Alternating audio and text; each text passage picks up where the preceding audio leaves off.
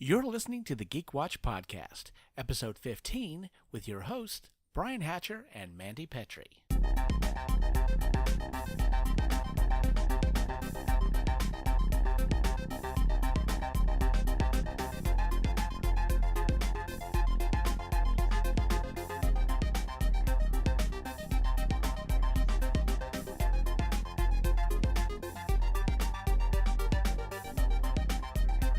Greetings, Geek Watchers, and welcome to episode 15 of the GeekWatch Podcast.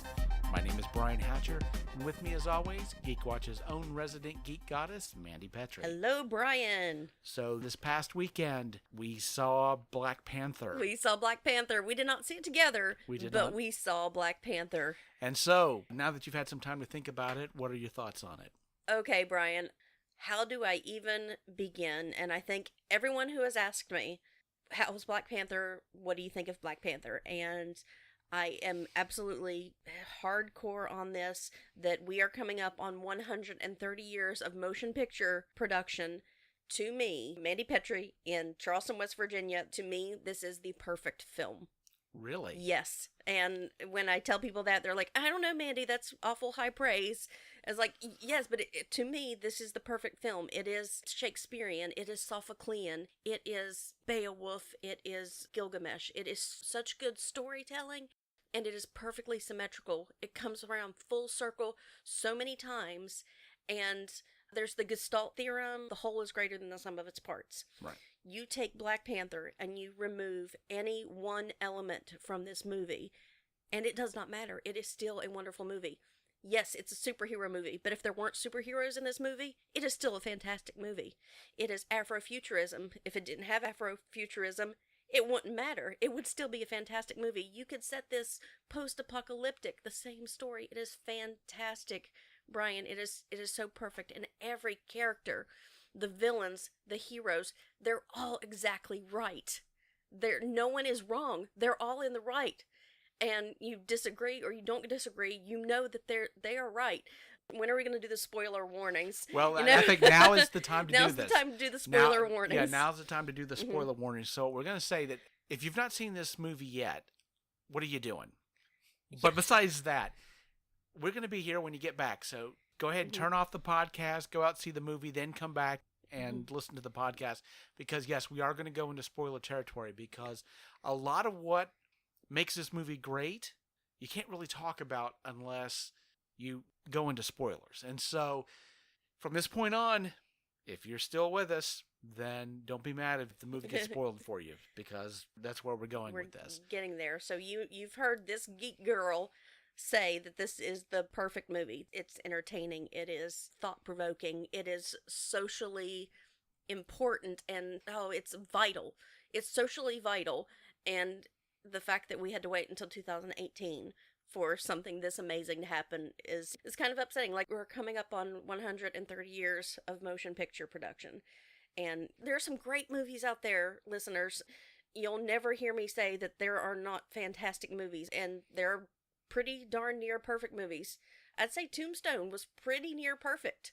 It was great storytelling, and they got some historical facts wrong, but it made a good movie. It was entertaining. It was good storytelling.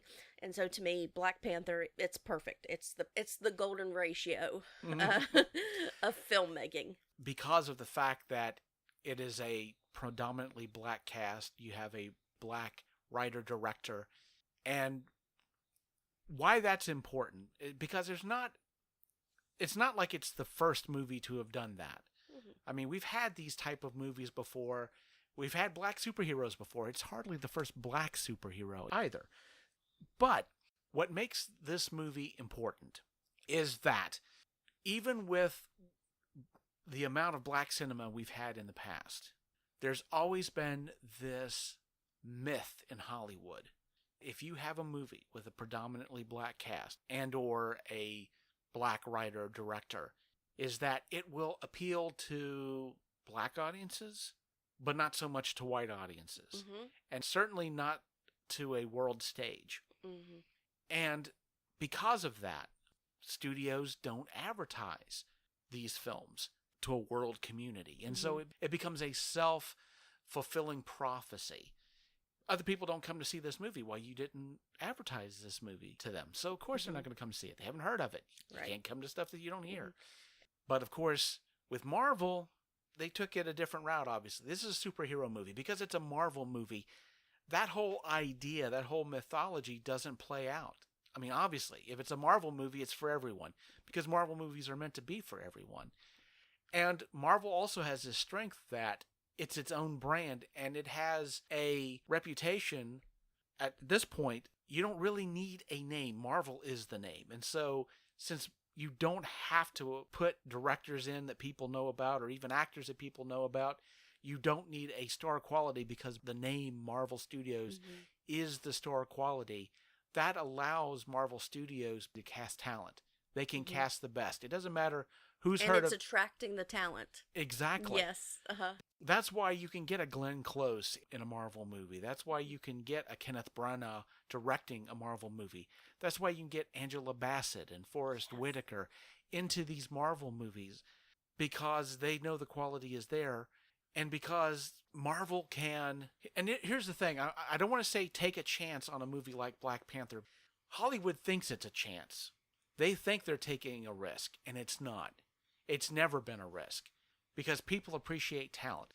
To say that a black story doesn't appeal outside of the black community, you don't understand what story is meant to do. Story is meant to bridge gaps. A story is meant to show people something they haven't seen before. Right, and that's why the ancient stories have lasted so long. Exactly. I mean, that's why we have Antigone. That's why we have Hamlet. It's the human experience. Exactly. And I guarantee you there wasn't one white person who walked out of Black Panther who was like, man, you know that part I just didn't understand. I don't... Right.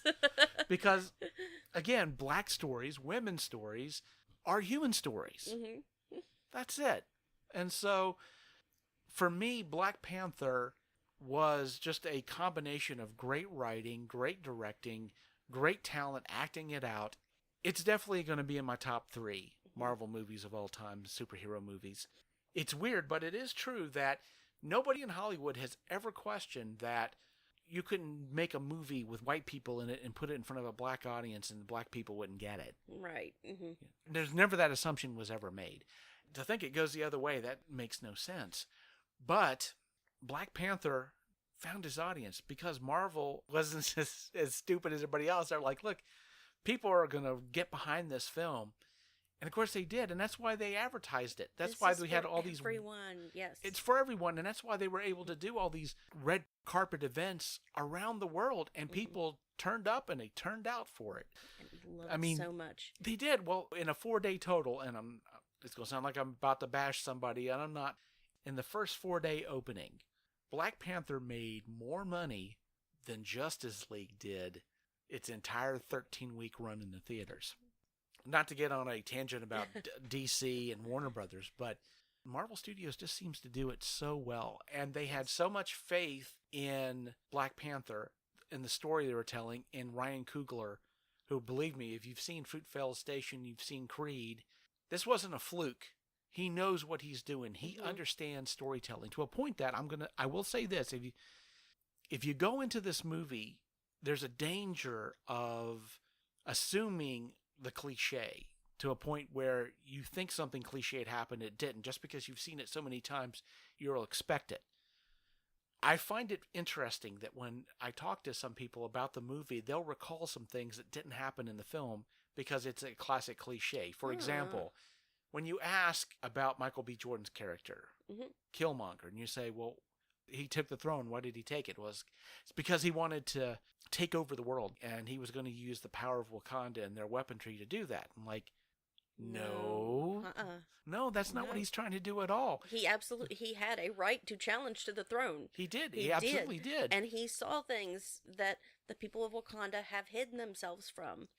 And saying, look at what's happening outside this place. If you look at the rest of the world. And he was absolutely right. Yeah. Yes, he created weapons that he wanted to change the world outside of Wakanda. Now, which I find interesting is when he sat on the throne, he did say this line, is that the sun would not set on the Wakandan Empire. Do you remember that? Yes. That line? That line is a historical reference.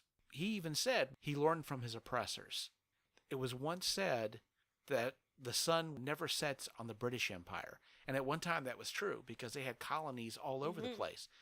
It was that colonization that became a huge problem later on because the colonization is where a lot of injustice came from and where a lot of slavery came from and a lot of oppression. And so in a sense, even though he was trying to get rid of oppression, he took a line of an oppressor of the British Empire.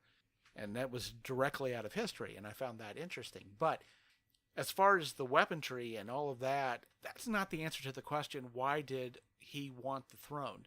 That was an answer to the question of, well, now that I have the throne, what do I do with it?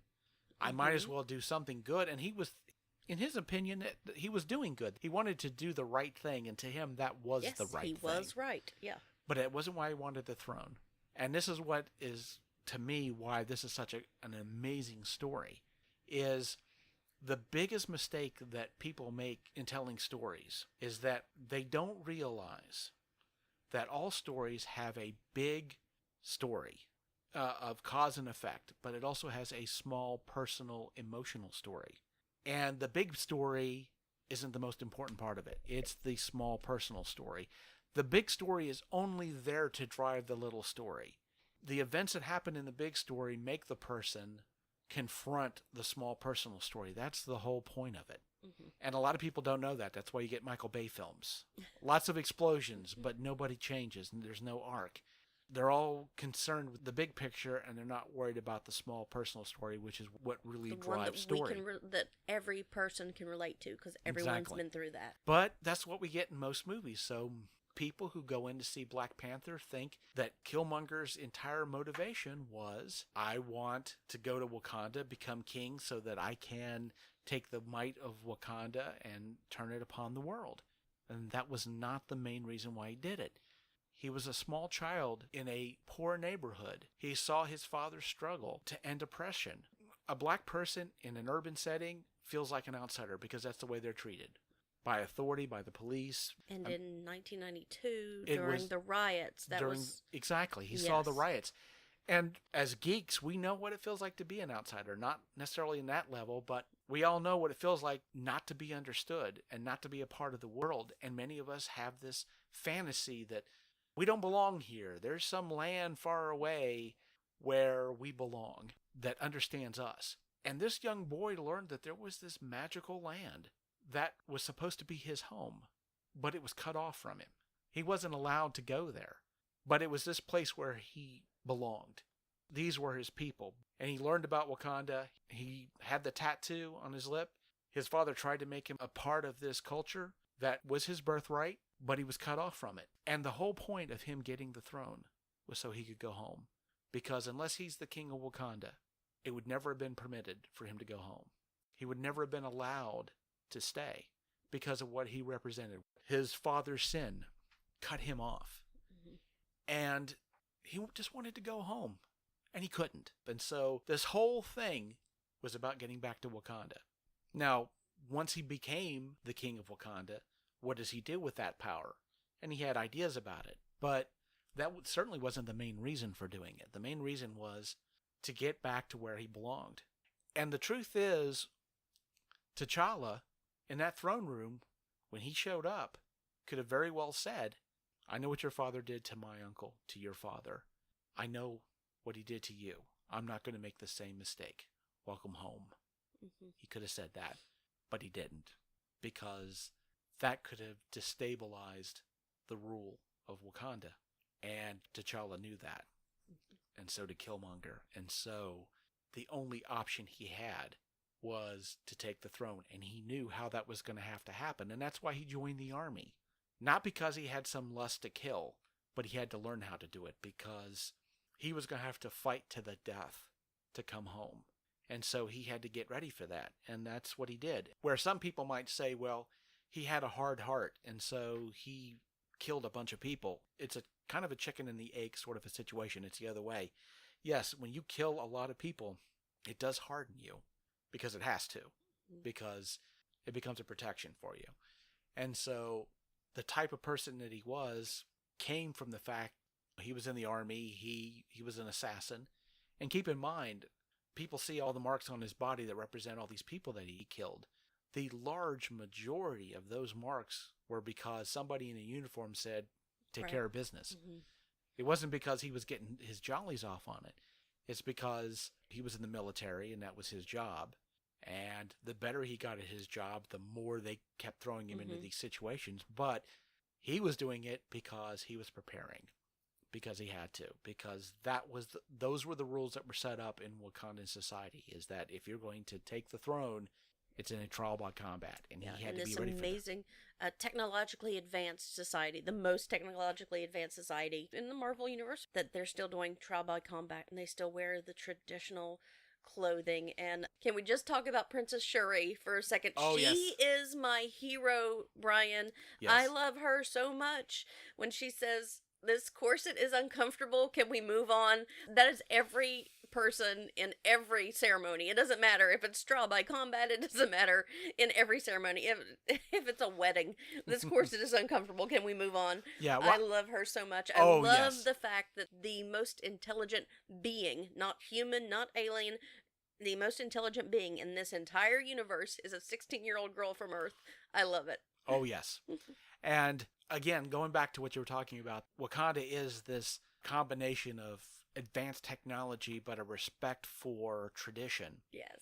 Which in a sense makes holograms while you're weaving. Exactly.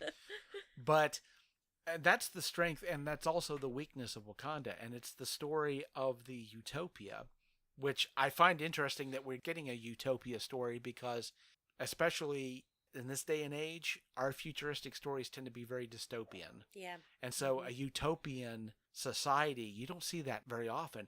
But the story of the utopia is that it becomes very static, because once you've reached this perfection, the plan is basically to keep everything the way that it is. And that is progress. Exactly, there's no progress. And so you have that character like the monkey character or the coyote, who's the troublemaker, who comes back to cause trouble and to stir things up and to basically force them out of this static situation that they're in so they can begin to grow. And that's what I find interesting about Killmonger, is in a lot of stories, just to say in Infinity War, Thanos, if he never shows up, everybody's just better off, really. Yeah. But here's the thing. Killmonger, he doesn't show up, people aren't better off.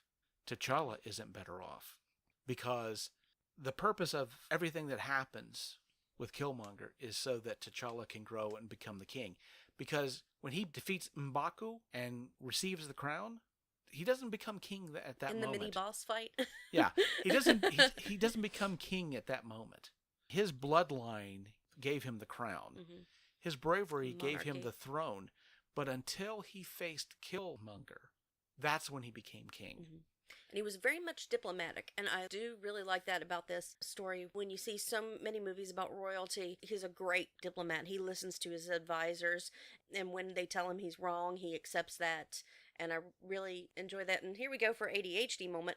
So many cosplayers are showing up to Black Panther dressed in Coming to America costumes. A writer friend of mine, Maurice Broaddus, he did the same thing. And thinking about it, really, there are so few black monarchies, royalties represented in films that's one of them. Mm-hmm. And dressing up as Prince Akeem, and we don't really get to see Prince Akeem or even James Earl Jones be diplomats, because it's all about Prince Akeem's love story and seeking the woman who's going to be his queen. So we don't really get to see him do his diplomacy or act in that sort of royal sense. Exactly. So that was very interesting, and I liked seeing that a lot. And also, in an aside, I think one of the things that I liked about the fact that people were coming to Black Panther cosplaying Coming to America is, again, Coming to America was a very successful film. Yes. With a predominantly black cast. Mm-hmm. But Hollywood didn't learn the lesson then. They didn't pick up from that and go, hey, these type of movies can be very successful. So it represented to me that, hey, look, you've made a mistake in the past, don't do it again. Black Panther is showing you that, yes, these movies they can make bank. If Coming to America wasn't good enough to do this, hopefully Black Panther is good enough to do this. Learn your lesson, finally. Yeah. Make it better for yourself. I guess with Coming to America, they thought the success was in the comedy, and in Eddie Murphy playing all the different characters, which I freaking love. You know, I love all the characters that Eddie Murphy and Arsenio Hall do. And the barbershop, I could watch Right. an entire movie of just the boys in the barbershop. And that's one of the things that I always remembered about, and the dancing in Coming to America, the Paula Abdul choreography. We Yeah. love it. Yes. For me, Black Panther answered a lot of questions, I think, in Hollywood, hopefully, about whether you could take a movie that's not a bunch of white people and could it be successful? Well, absolutely it can be. And that's sort of the point of it. And hopefully we'll get to see more voices in Hollywood because of this, because that benefits everybody when that happens. There's a great lesson to be learned here that talent is what's important. And when you have a writer like Ryan Coogler, that I could go for another hour and talk about all the things he did right in the screenplay, with the nuanced characters, giving everybody a backstory without making things drag. Every character was so important and so vital. And I would definitely say to people who haven't seen the movie, I know some people have said, well, there's some slow pacing where this could have been picked up a little bit more. And I completely disagree with that, because that's when the deeper story comes in. Just pay attention. Don't expect the cliche. Pay attention. And there's a deeper story there. And the pacing for me is perfect, because those moments are when you get that more important personal story, because this is a story about how T'Challa truly becomes king, how he's able to properly take from tradition but look to the future. That was the underlying problem with Wakanda. They had that love of technology and that love of tradition and being able to meld it, but there were just some places where they didn't do the right thing. Where in trying to protect themselves, they watched a lot of atrocity happen. They watched neighbors dragged away to be made slaves. They watched world wars happen, and genocides. And where I can understand why you might want to isolate yourself, T'Challa realized that, to quote a young superhero named Spider-Man, with great power comes great responsibility. And T'Challa, until he was able to look at his father and say, you were wrong, I can't let this go on. That's the moment when he became the king. And that's the story of Black Panther. And a lesser writer, a lesser director would have gone the easy route and wouldn't have given us this deep story. Ryan Coogler is an amazing talent. It's just that Hollywood, I hope that they've learned the value of story, of other people's stories, is that the same thing over and over again isn't going to benefit anyone. Having various and different people of all walks of life being able to tell their stories, that's a wonderful thing. And that's what I took away from Black Panther. And I hope that it opens up not just Hollywood, but just storytelling in general, to allow more diverse stories and more voices to come out, because we're all going to be the beneficiaries when that happens. Definitely. So listeners, go see Black Panther. If you have seen it, go see it again. Yes, and if some of the things that we said sound like, oh, I didn't notice any of that, go back and watch it. Go back and watch it, and you'll see a lot more of it. And don't be afraid to call out the people who get up and leave before the credits. I did.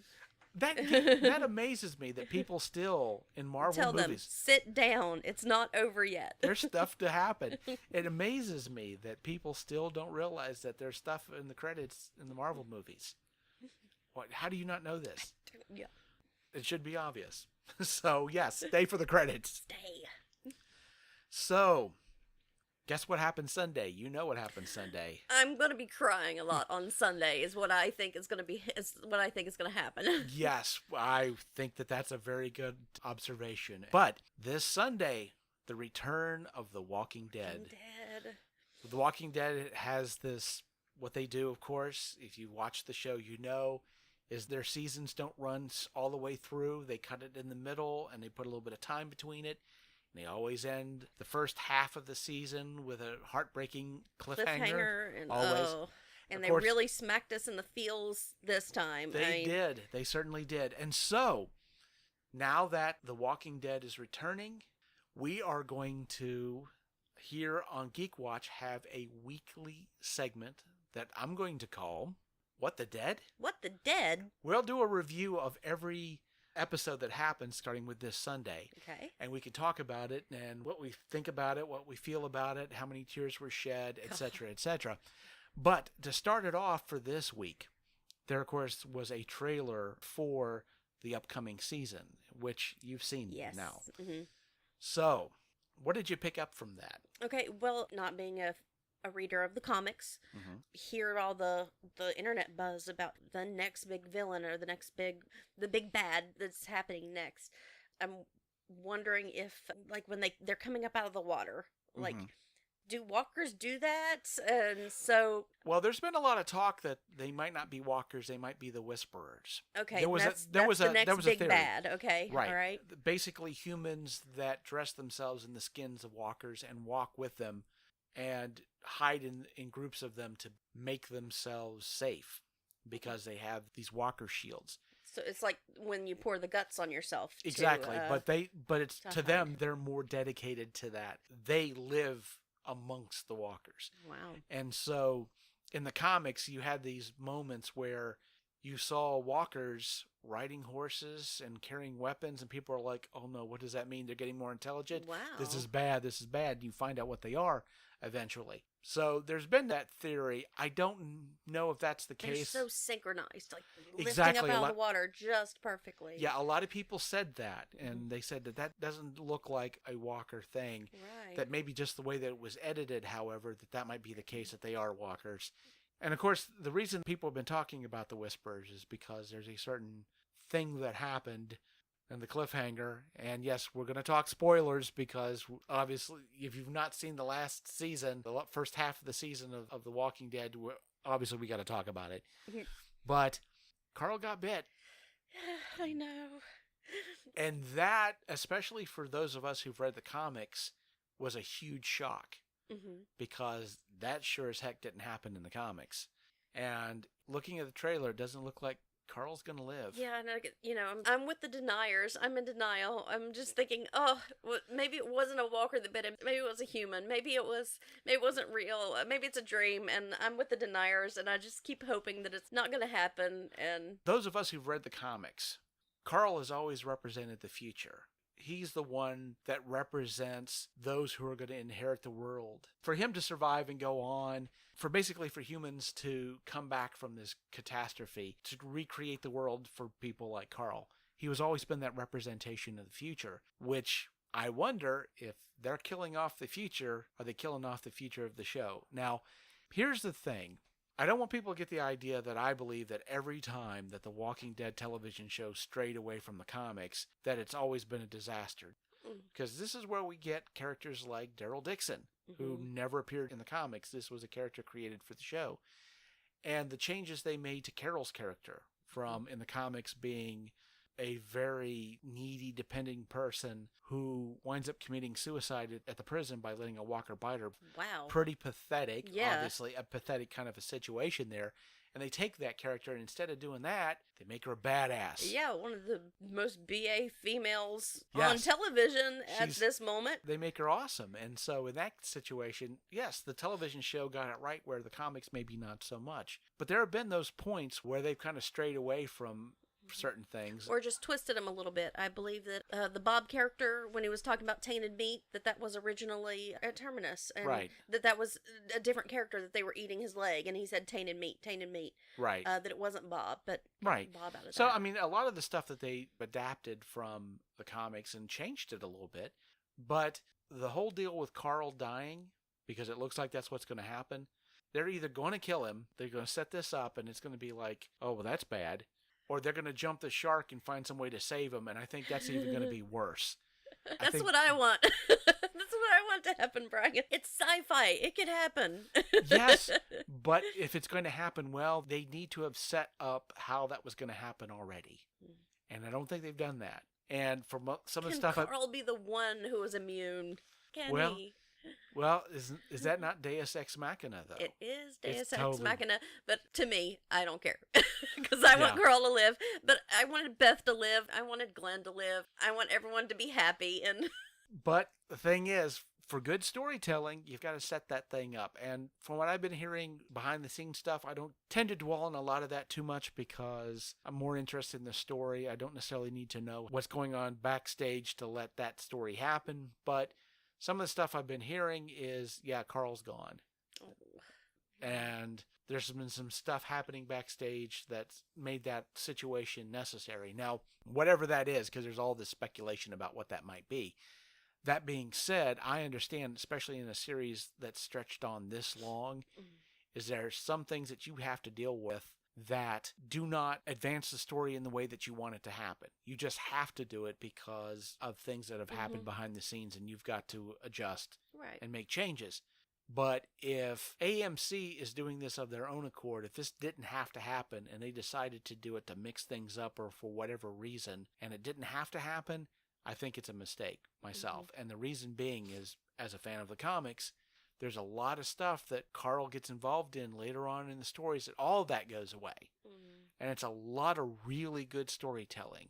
And I don't want to go into a whole lot of details over that because they may, in some aspect, be able to salvage it to a small degree. And so I don't want to spoil that too much, but most of it has to do with Negan and giving him some depth of character. Carl or Negan? Negan. Okay. Yeah. It gives him a depth of character with his relationship with Carl. And you kind of got a little bit of hint of that on the wall, which is why it was kind of heartbreaking when Negan looks up and says, I thought we were having a moment there. Because in the comics, they have a bunch of moments and they're amazing. And we're going to lose all of that stuff, which is a shame. It's a shame that that character is going, because there's a lot of story we're going to lose out of it, but I guess we'll see what happens. Some of the things that I noticed in the trailer was it does appear that Jadis's band of kinky junkers are going to bite it. Trash naked hippies, Yeah, they're all pretty much dead. I'm okay with that. Yeah. The naked, laconic trash hippies. Well, of course, there's that one scene of Jadis in her nightgown sitting on the top of the trash, heartbroken, and there was a picture that was released of her on this pile of trash surrounded by walkers, and they were all dressed like junkers. And in the trailer, you see Michonne and Rick scrambling onto a pile of trash with zombies chasing them. They look like they're dressed like junkers. So, and of course, you have the scene in the trailer also with Simon and the Saviors nose to nose with Jadis, and he pulls out a gun. So it seems that there's going to be a bad situation there, obviously, and that the junkers. When is there not a bad situation? Well, of course, there's this whole point that who really cares? The junkers, not a lot of people like those characters. And I have to say that I always had a problem with all the scenes with the junkers, if for no other reason, is that Rick, who knew how to deal with people, suddenly forgets completely how you deal with people every time he deals with that crew. I mean, you have to understand whenever you're dealing with anybody, you have to think about what they want first before you think about what you want. And he would roll in and tell them what he wants. And he never once considered any of their wants at all. He just wanted their army and he wanted their strength to fight against Negan. And of course, he went about it completely the wrong way because he just refused to deal with who they were as people. And yeah, they're kind of messed up and weird and all that stuff. But when you're trying to persuade anybody, you have to come from where they are, not from where you are. And so it was always annoying to me to watch those scenes because it's like suddenly Rick doesn't know how to deal with people at all. And that's not good. But again, it definitely looks like that the kinky junkers are going to get murked down to the last. Yep. And I don't know how that's going to affect Jadis. Not well, because she's going to lose everybody. And so I wonder how that winds up changing her. And of course, it definitely looks like we're going to lose Carl. Yeah. And this may be the end of this season will probably be when the war ends, which again, you're going to wind up losing a whole bunch of story because they've accelerated it. But there's been places where they've really accelerated the show through the comic. The whole thing with the helicopter, if you remember when Rick was walking, he saw the helicopter. Right. That's around now what's going on in the comics. And so they're really jumping forward with that situation. I don't want to go into any details because apparently that they're going to tell this story. But maybe they're skipping the Whisperers and all that completely. And if they are, wow, you're missing a lot of great storytelling in there. But if they're just going to just skip through that and go in, the problem with that, of course, is that they're going to run into the same problem Game of Thrones ran into, which is where the story starts to outstrip the source material. But then it seems like Walking Dead and Fear the Walking Dead, they're trying to combine these shows to strengthen both of them, because Fear the Walking Dead, they're getting decent ratings, but from what I understand, I don't watch it. Yeah, so. I'm a Walking Dead fan, and I don't watch Fear the Walking Dead. I tried to watch a little bit of it and just couldn't really get into it. Right. And so it seems like that they have this philosophy that you got one ship that's starting to sink, we can tie this really healthy ship to it, and it'll be fine. And that's not what happens. No. You tie a sinking ship to a floating ship, then you get two sinking ships. Yeah. It's kind of what happens. And so hopefully that's not the route they're going in. And I don't want to go into this really negative. I have high hopes for everything. But I know sometimes that Walking Dead can go off the rails a little bit and they can make mistakes, which they have in the past. And so as of right now, I don't know if killing Carl is the best idea. I don't know if that's going to help the story or if that's going to hinder the story. I know how powerful the story between Carl and Negan is, and not getting the chance to see that on the screen is going to be a major disappointment. Now, whether they recover from that, well, I guess we're going to have the answer to that in the next few weeks. Definitely starting on Sunday. Starting on Sunday. So that being said, starting next week and for the next few weeks, we'll be giving our What the Dead reviews. And so obviously it's going to be heavily spoilery. So before you listen to the podcast, watch the show. And choose wisely. Choose wisely, and we'll discuss what happens on the show and our opinions of it. And so that'll be the end of this week's podcast. Thanks for checking us out. New podcast every Saturday. Look for us on your social media if you have any suggestions, whether it's Facebook or YouTube, or you listen to us on SoundCloud or iTunes. Or you play D&D with me. Hi, Jeremy. Hi, Jeremy. So, however you listen to us, if you want to use the hashtag GeekWatch, you can send messages to us, or whatever social media, just give us a message, let us know how we're doing, things that you want to hear on this show, and we're definitely here to listen to that and to give you what you want. So, until next time, for Mandy Petrie, this is Brian Hatcher reminding you that everybody's geeky about something. Be proud of your geek. See you next time.